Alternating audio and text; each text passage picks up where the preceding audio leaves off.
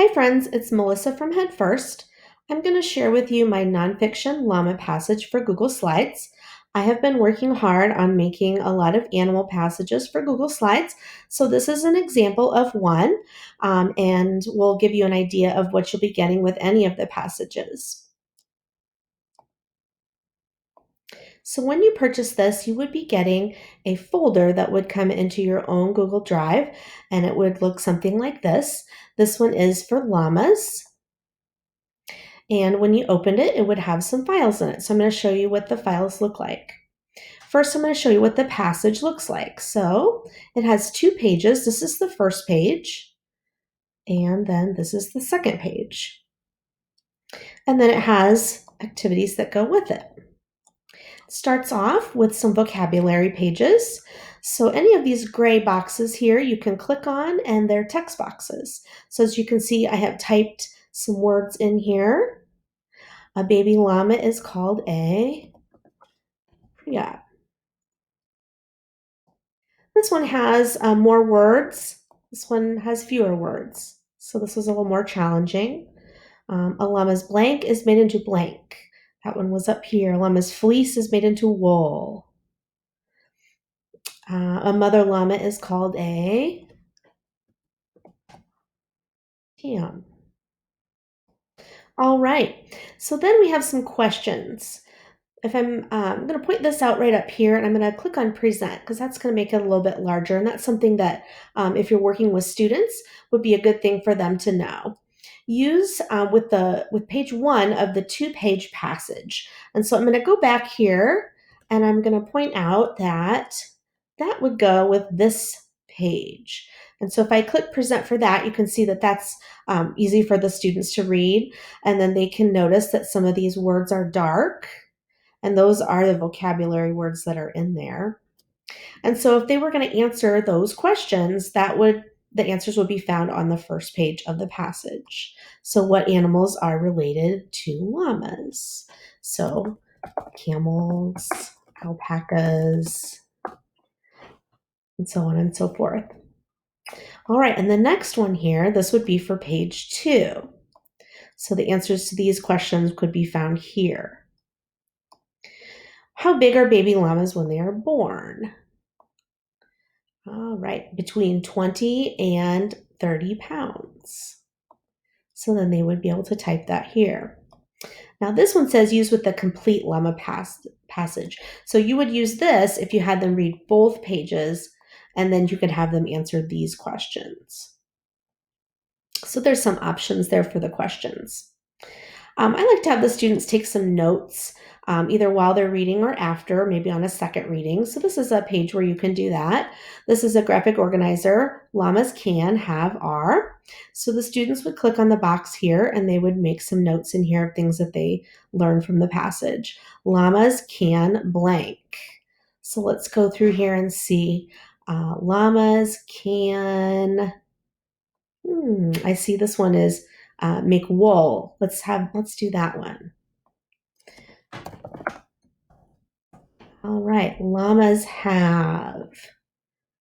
Can hear, ears, pointed ears. And over here it will tell us that they have different ears from alpacas. So we're gonna say pointed ears. Llamas are, and one of the first things it said was a camelid. So I'm gonna say that. Llamas are camelids. Okay, another graphic organizer you might use is a web. So this is on a horizontal slide. So that's why it is not on the same one as this. And so they're going to click here and then they can put different things that they learned in here about llamas.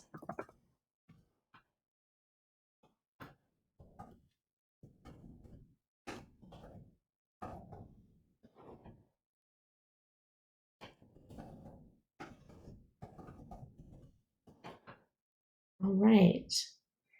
So then you can go back here, and then I've included a couple of choices for writing outlines. This one here already has the topic sentence, the title, the conclusion, all those are already filled in. They would just need to fill in a word here. Llamas are blank, animals to learn about. Maybe llamas are fun animals to learn about. If you used this one after you had filled this one in, that those would be perfect sentences for that. So real good transition. Llamas can make wool. Llamas have pointed ears. Llamas are camelids. Those would be good facts right there. Now this one would go better probably with the web. So if the students had filled in all of these, they could choose which ones they wanted to use for their facts here, and then they would have to come up with their own topic and their own conclusion. So a little bit more challenging. After you had done some editing or the students had done some editing, I've given you some digital paper here. So they can use their typing skills to make a llama report or a llama story. So this works just, like a word processor, and they can, learn how to use all of those tools to, type and use the lines and all of those sorts of things.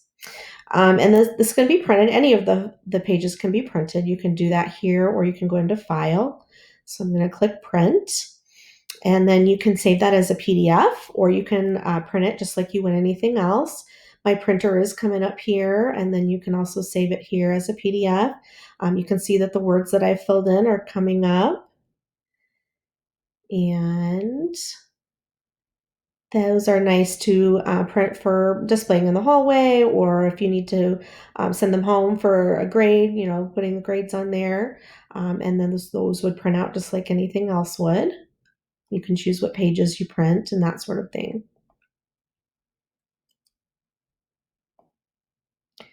All right. So now that you've seen that, I'm going to go back and I'm going to show you what else is in this folder. So far we've seen this, and we've seen this, and we've seen this. So all of these other things are all of those things. They're just broken up into different pieces. So I've given you the llama writing paper just in a separate file here. So if you're using Google Classroom and you just wanted to give them the paper by itself, you could do that. This one, if you only wanted them to read, say on Monday, you only wanted to assign them one page of the passage, you could do that. And there it is by itself. And then maybe you only wanted to give them page 1 questions, then they are here by themselves. I've also done that with page 2. There's the questions for the complete writing. The vocabulary are separate here. And then I've done that with the writing as well. So this is the more simple writing, and then the other one is called writing 2. So let's say you only wanted to give them these 2 pages. You can do that by making them orange. That's what means they're selected. And so if you wanted to select both of these, I can hold down my shift button on my keyboard, and then I can click on it again. And now that they're both orange, they're both selected. I can go up to File and make a copy of this, and I'm going to choose Selected Slides, and this is going to save this as a new file. It's going to leave the regular file alone. The writing 1 file will still be there, but then I'm going to change this to another file, and I'm going to call this Llama Pre-writing 1. And it's going to be saved right here in my Llama's Nonfiction passage. And I'm going to say, okay. So then if I only wanted to give these 2 pages to my students at once, I can do that. So I would probably say, after we read about llamas, we do this part in the morning, and then by the afternoon, we'd have time to fill in the rest of the outline there. All right, so now let's go back to our folder here. I'm going to refresh this, and we'll take a look and see if we can find it in the folder. All right, oh, there it is, Llama Pre-writing. All right, so then one last thing I wanted to show you. This says Start Here. So if you are to purchase one of these products, there'll be a Start Here, and that's where you should start. And so if you clicked on that, it would open up in your browser, or you can download it by right-clicking. Or this little set of 3 dots, if you click on something and highlight it, the little 3 dots does the same thing as that. And I've opened it over here in my Adobe so we can look at it. So this is just a PDF that kind of explains what I've already explained to you. So it just goes through, it tells which passages and how many pages there are, the different vocabulary pages that you can choose from. It goes through the different writing options for questions, the graphic organizers, the different outlines that you can choose from in the paper there. Then I've also given you a how to use Google resources. Just gives you some step-by-step instructions on how best to use it, using your Google Drive, making a copy, using it for your Google Classroom, and those sorts of things that just kind of help you out with some of those tips and tricks. These are some things that will help you with your when you're working with your students, and making those copies, and helping you to select slides and making smaller files like I demonstrated a few minutes ago. The undo feature, using them on an iPad. And then I put my email address here because I'm always willing and able to help you with any of those things that you need help with. And then if you're using this on Google Classroom, these are some really nice tutorial videos that can help you get started on that. And it's just some little tips and tricks that you might find useful as you navigate through that. And then this is just my information if you want to contact me on any of those sites, my address and my website, and all of the wonderful artists that helped me to make this product.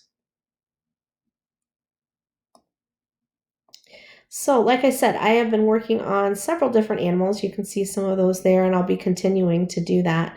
So, they're all going to be set up very similarly. Some will have more pages in the passages and more um, extensive information, and so they'll be a little bit different. So, do look at the previews for each one, and if you have any questions, I'd be glad to answer them. Thanks for taking a look.